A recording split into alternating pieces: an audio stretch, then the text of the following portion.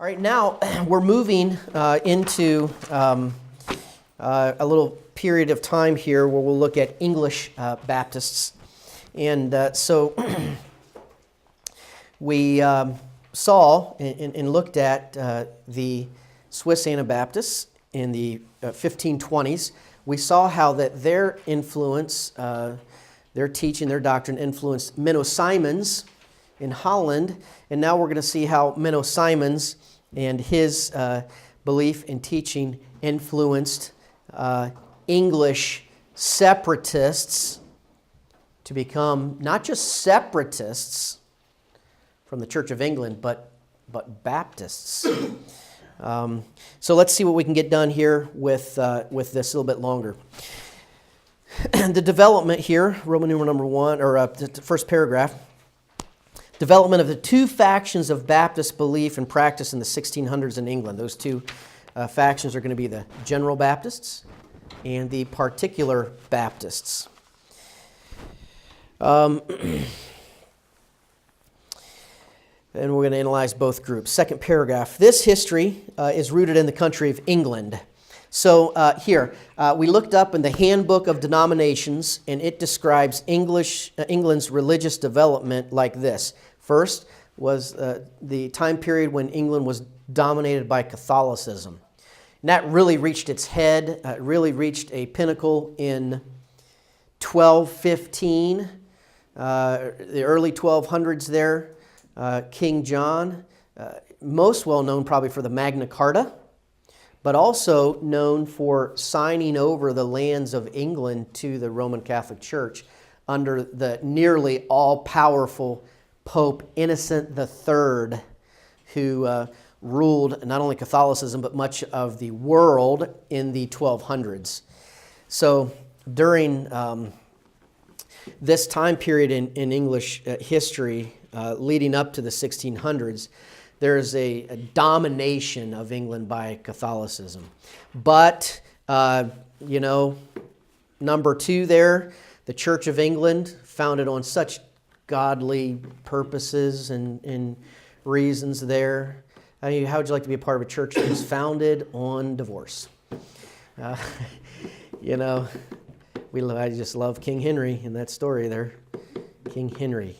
Henry VIII, right? Always picture him with a giant chicken leg, eating and divorcing. And so, you're not going to give me a divorce? Fine, I'm starting a new church called the Church of England. And so there's a break. Hard to call that a Reformation era church, isn't it? Anyway, simply the Church of England didn't follow the Pope. Now they followed the English monarch. Well, that didn't sit well with a lot of people, so a Puritanism movement developed in the Church of England where men said, this church structure, society, culture it's degrading. It needs purified. So within the Church of England structure came people who said, we need to purify this Church of England. And some got to the place where they said, it's not purifiable. So they separated away from it. They separated away from the Church of England. Separatist in this lineup here of 4 does not mean Baptist. Okay? It means that they've separated from the denominational structure of the Church of England polity-wise, but doctrine-wise, we'd still expect these separatists to certainly practice infant baptism for sure.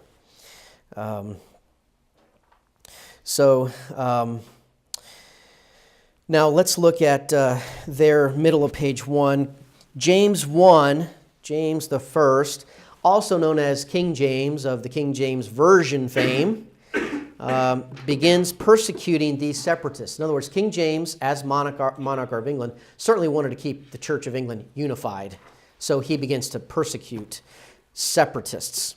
Why? Because this is a real challenge to England's state church model.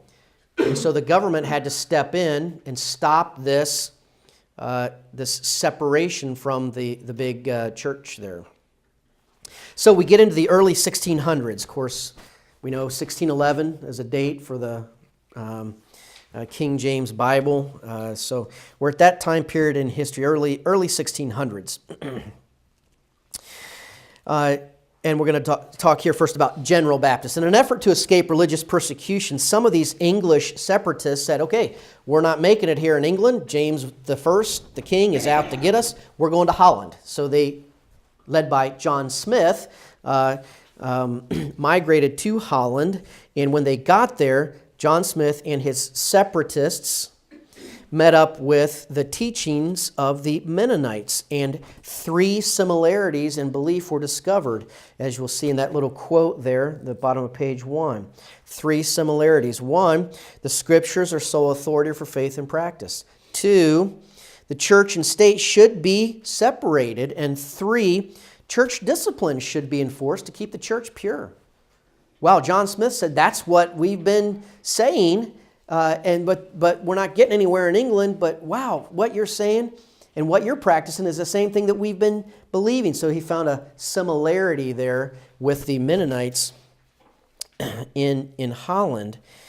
Then, in addition to those 3 similarities, he learned about credo baptism, or baptism on profession of faith, not infant baptism. He learned about that as well, and then that was different.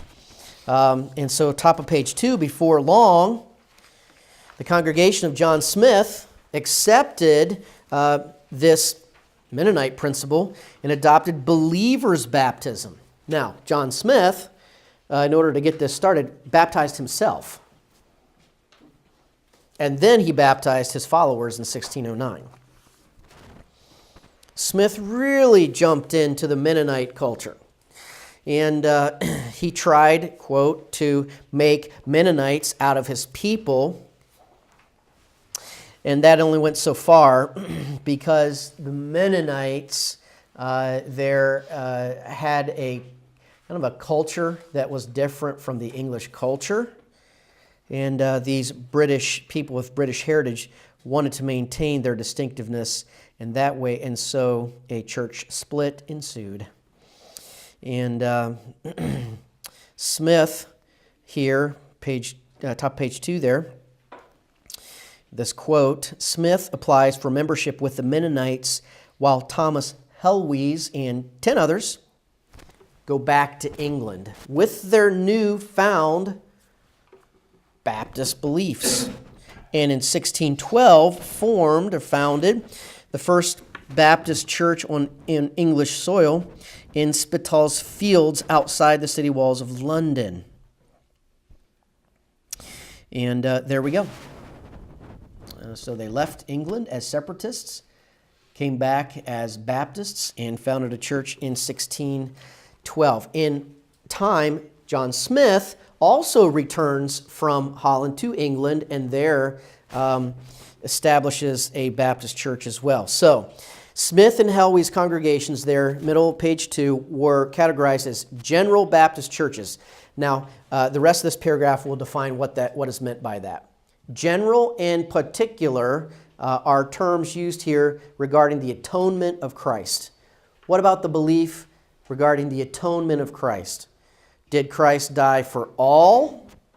Well, if you say yes, then that would have fit you in the general atonement belief. Christ's atonement was for all, general atonement. Or did Christ die for some, the elect? If you say that, then you would have fit in with the particular Baptist view of the atonement. The atonement of Christ was particular. It was limited. It was for a few. It was not for all. General atonement, Christ died. Christ's atonement was for all. That's the divergence there of a belief with regard to the atonement of Christ. All right, so General Baptists here are the first group to get established in England. Both groups in 1600s England experienced their fair share of persecution because they may have differed on the atonement, but they were united in believers' baptism and the composition of a church. Let's consider real quick what is going on in 1600s England with regards to the monarchy. So 1600s England, we've got King James. The 6th of Scotland becomes King James I of England. After that, we have Charles I. After Charles I, we've got the period of the famous Oliver Cromwell. And after Cromwell's parliamentary rule there ended, England reverted back to the monarchy with Charles II there. All right, so King James I, divine right of kings, persecute those that stand against his state church, authorized the translation of the King James Bible. That was good. His attitude and actions toward Baptists was very much state church based. All right, so then Charles I comes along, also a follower in the divine right of kings, believed that he should be able to rule as an absolute monarch. During his reign was civil war in England. He really sealed his fate when, in the midst of that civil war, he invited an Irish Catholic army to assist him to try to win that civil war. And when the war there was ended, and he was brought on trial for treason as a leader of the Church of England, inviting a Catholic army to try to help him win this civil war. He was executed for treason in 1649, at which time Oliver Cromwell came to power. He got the title Lord Protector for about a decade and tried to have Parliament rule England. Halfway through, the Parliament that was ruling wasn't doing the right job, so there was turmoil during Cromwell's reign as well. But he was no friend to the Baptists. Some of the Baptists did a little bit better freedom-wise under Cromwell than they did under Charles I, but Cromwell's goal was to promote and keep the Church of England intact. And so his rule ended, and in 1660 here, and he's executed here, executed in 1649. 1660, Charles II comes back and right away begins to make very strict, oppressive religious laws that men like, as we'll study, John Bunyan fell under the control of and paid the price under Charles II. Then the English monarchy here continues until 1689 is another notable date for English history in the 1600s, the Glorious Revolution, when, along with that, came a measure of religious toleration was put into play. During the 1600s, whether a person was a General Baptist or a particular Baptist, they both faced their fair share of oppression and imprisonment, and Charles I even actually being notably torturous of some Baptists, physically torturing, authorizing physical torture to Baptists through that time. Top of page 3, both branches face challenges. And so during this time here, many Baptists were attracted to the new movement, Quakerism. And Baptist churches faced a grim task trying to maintain unity and peace. Several Baptist confessions of faith resulted from the belief of English Baptist leaders that these would keep Baptist adherents from being swept away by false doctrine. So they produced these statements of faith. And the General Baptists, 1611, 1651, 1660, Particular Baptists, 1644. John Smith, 100 article statement of faith in 1611. 50 years later, midway through page 3, the Standard Confession of 1660 was published. From this came a group known as the Six Principal Baptists, there, bottom of page 3, based on some of the specific teaching in Hebrews 6, 1 through 2, that added to the ordinances. They felt this issue of laying on of hands. Six Principal Baptists. And we won't take time to look at that as much. Top of page 4. The biggest issue that the General Baptists faced in the 1600s was this. If Christ died for all, a general atonement, then all will eventually be saved. Because if Christ died for all, his purpose will be completed. He will be fulfilled. All will eventually be saved. That teaching, or that next step, is called Unitarianism or Universalism. So where did that come from? How did that get into General Baptist teaching? Well, top of page 4 there, first full paragraph. Last sentence, the Mennonite practice of believers' baptism was not the only teaching that John Smith came to adopt. Sadly, he added Socinianism to his beliefs also.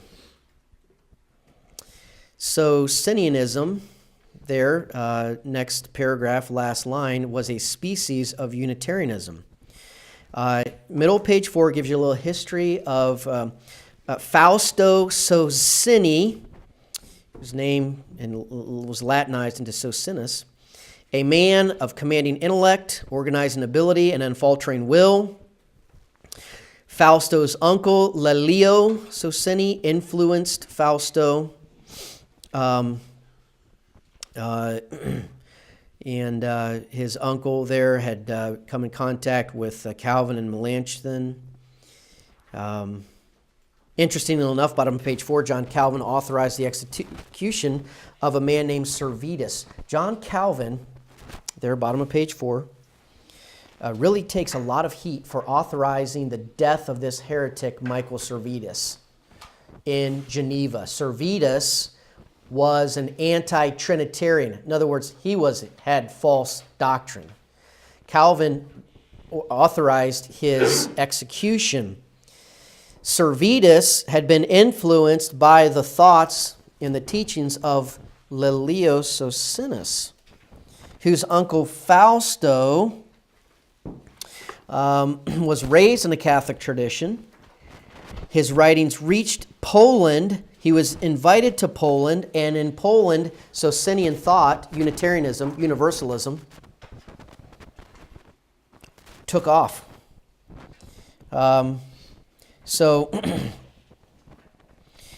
up to this point, page 5, Socinus published his anti-Trinitarian views anonymously.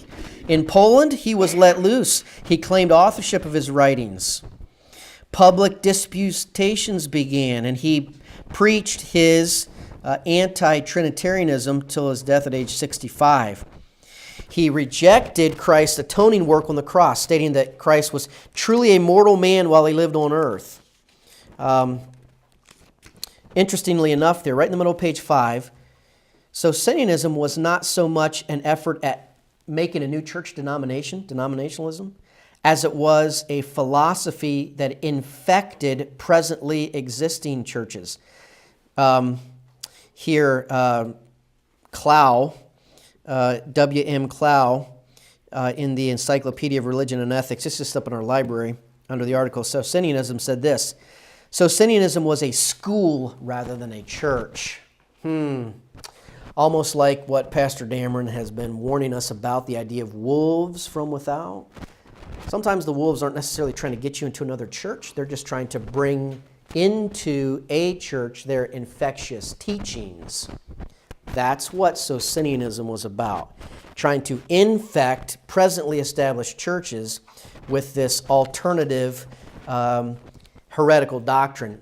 And the General Baptists, because they believe Christ died for all, were easily taken in by Socinius' teaching that said all will eventually be saved.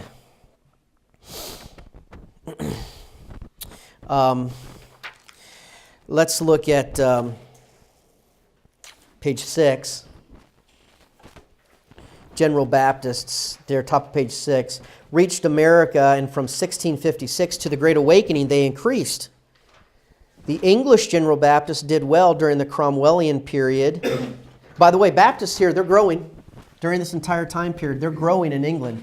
Just because there's persecution didn't mean they weren't growing and evangelizing and witnessing.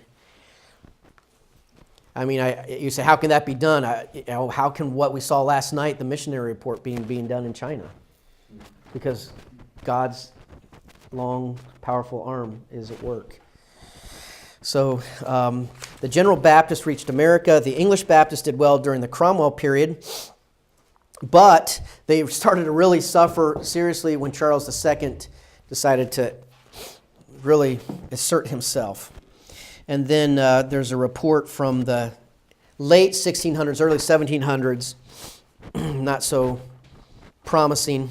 And that's because pastors, for instance, Jeremy Condy, the First Church of Boston, had to become Socinianist in his sentiment and opposed these revivals. Why do these people preaching revivals? You must be born again.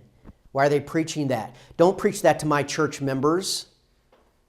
We believe that Christ died for all and that ultimately all are going to be saved. Don't preach you must be born again. Do you see how they would reject that call for revival? They weren't interested in what Edwards and Whitefield were preaching.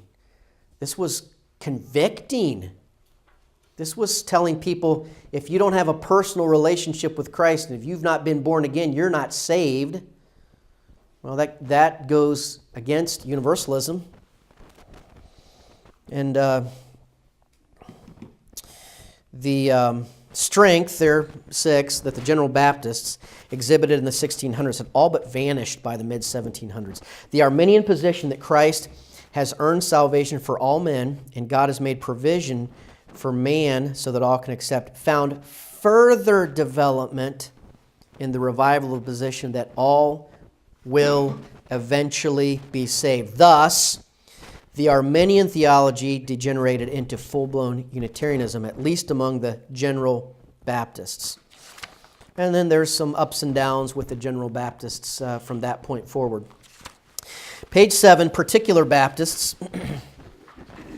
We note John Spilsbury as a pioneer with this group of Baptists in London.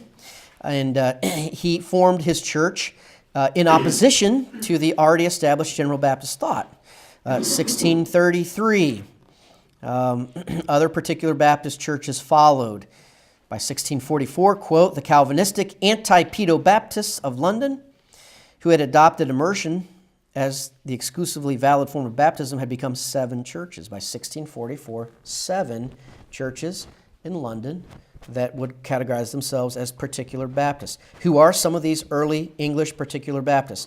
Henry Jacob, William Kiffin. We'll talk about William Kiffin. We have a little bit of his writing and thought. Henry Jesse and Hansard Knollys. In time, other men came along that would have been categorized as Particular Baptist. John Bunyan, you recognize his name, Keach, Gill, Ryland. They produced a confession of faith in 1644. They really are trying to battle this Socinianism that was coming in, particularly among the General Baptists. Page 8, first full paragraph. Even the Particular Baptists were not entirely united by this one confession. Doctrinal differences existed. William Kiffin believed in, I guess, what we would call closed communion. John Bunyan believed in what would be called open communion. So even among the Lord's table, there was a difference of thought of who should and should not participate. And there's some quotes about that.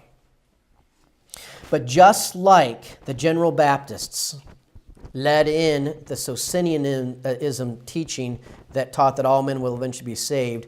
So the particular Baptists, reacting against that, led in and also a terrible philosophy, and that is of hyper-Calvinism. So look at the middle of page 8. It appears conclusive that particular Baptist theology was a reaction to the Socinian theology that was gaining traction in Baptist churches. However, among many particular Baptists, the reaction was an overreaction. And you'll find there details about men like John Gill and John Brine, whose teaching on the foreknowledge and the election of God, etc., degenerated into fatalism. Well, whatever will be, will be. Everything's already been planned out. There's nothing for us to do. We're just really robots in God's greater plan. Fatalism and antinomianism. So if it's all already pre-planned, why not do what you want to do? Okay. Look at the bottom, page 8. Hang in there with me. All right? Hang in there with me. I won't smother you by essays for the rest of the semester. Just occasionally. Look at the bottom of page 8. This is important. The ramifications of hyper-Calvinism among Baptists wreak havoc on their churches.